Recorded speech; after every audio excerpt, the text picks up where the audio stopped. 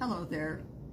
According to a national retail meat survey by the Food and Drug Association, 90% of retail chicken had feces on them. Feces, in this case, is animal poop, for those who don't know. Now, you're supposed to wash your chicken. No, I'm sorry. You're not supposed to wash your chicken because it could spread the listeria. I don't know if it's listeria or listeria. Listeria, I think. E. coli, salmonella, campylobacter, or other bacteria. So instead, you're supposed to just cook it enough, and then you eat it. There's cooked feces on your chicken. Everybody's chicken, practically, cooked feces. It's just amazing. It's crazy. That's what you're eating. Oh my gosh, it's just the nasty truth. But anyway, right away you're probably thinking, well, romaine lettuce can have E. coli. Well, that's true, but unlike raw chicken, we can wash our lettuce. But that still won't get rid of the E. coli. Oh my. But how does lettuce get E. coli anyway? Well, let's see. Most of these packages of lettuce in the United States come from two places. Yuma, Arizona is one of them, and one is Salinas Valley, California. The farms growing these lettuces are right next to huge cattle feedlots.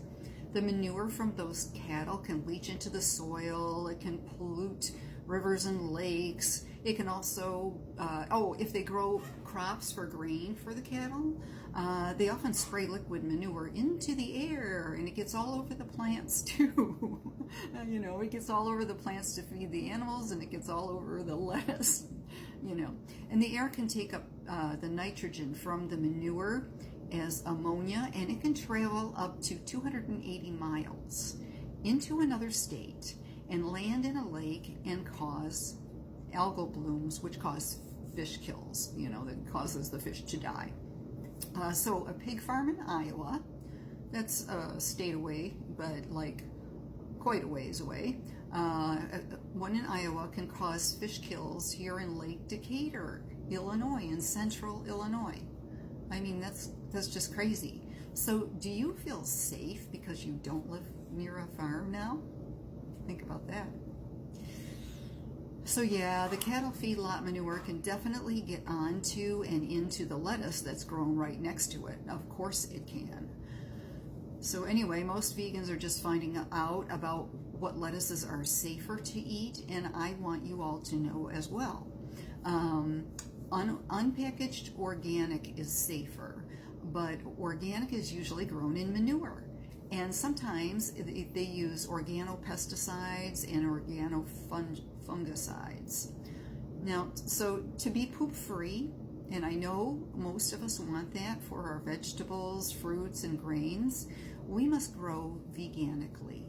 Don't be afraid of the word veganically or veganic.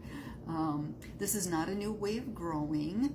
Like the Native Americans, they grew corn, squash, and corn, soy, and squash, I believe.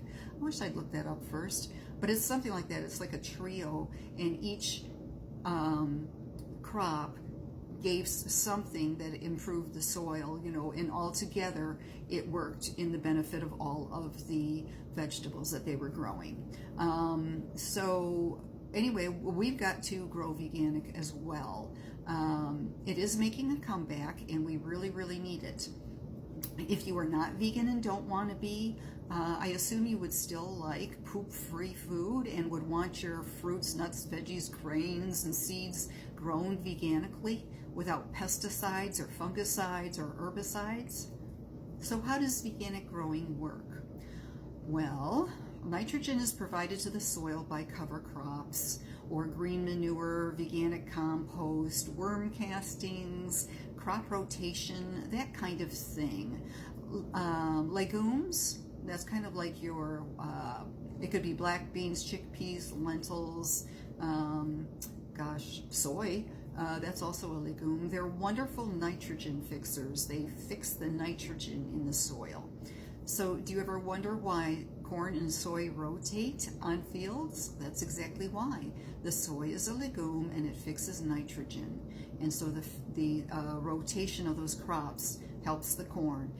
I don't remember what the corn does to help anything, but it is probably the highest paid crop, so it helps the farmers. Oh gosh, that was funny. I'm glad I thought of that. Anyway, beyond that, veganic farmers find various ways to feed their crops that are healthy and vegan. A farmer in Canada, he grows pumpkins for the seeds. It's just for the seeds. And he has a machine that takes the seeds out of the pumpkin, and then this machine somehow throws the pumpkin flesh onto the field. And that gives the field some nutrients. So veganic is not just one method. You can tell there's just all kinds of methods that the farmers use to make healthy soil and get healthy crops. It does have a lot of do's and don'ts. There is a certification program now, and there are some certified veganic farmers. But we need so many more, because I know that most of you haven't even heard of this before. You know, like I said, all of us want that. All of us would prefer poop-free food and food that's healthier and safer for us. Well, anyway, I think that's enough poop talk and farm talk for tonight. But you can all, every one of you, say with conviction, go veganic. Gosh. Oh, wait, I gotta turn it off here. Sorry.